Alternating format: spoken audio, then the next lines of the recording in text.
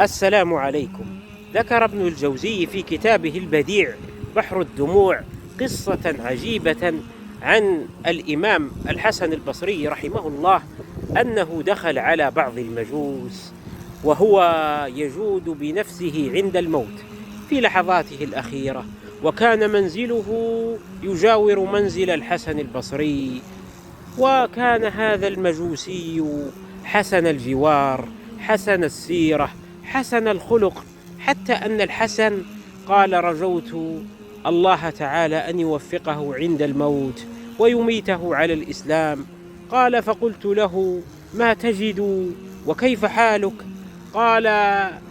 فقال لي قلب عليل، ولا صحة لي، وبدن سقيم، ولا قوة لي، وقبر موحش، ولا أنيس لي، وسفر بعيد، ولا زاد لي، وصراط دقيق، ولا جواز لي، ونار حامية، ولا بدن لي، وجنة عالية، ولا نصيب لي، ورب عادل، ولا حجة لي. قال الحسن: فرجوت الله أن يوفقه.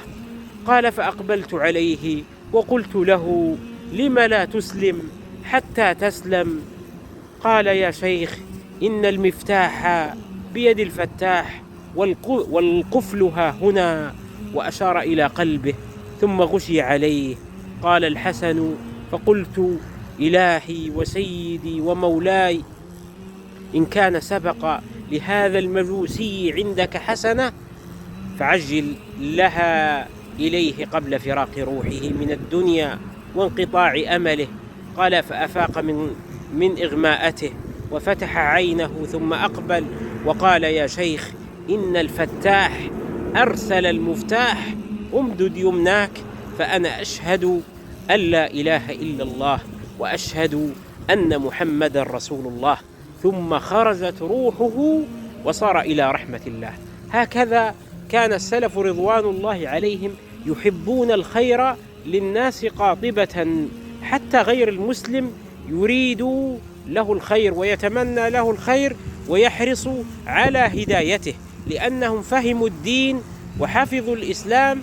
فالإسلام يوصينا أن لا نسيء لمن لا يسيء إلينا، وأن نعاملهم معاملة الإسلام ما داموا لا يحاربوننا ولا يحاربون الدين ولا يحاربون الله ورسوله. والرسول صلى الله عليه وسلم كانت له معاملات مع هؤلاء، ولذلك يقول صلى الله عليه وسلم لسيدنا علي: لأن يهدي الله بك رجلا واحدا خير لك من حمر النعم، أي النوق العظيمة الغالية.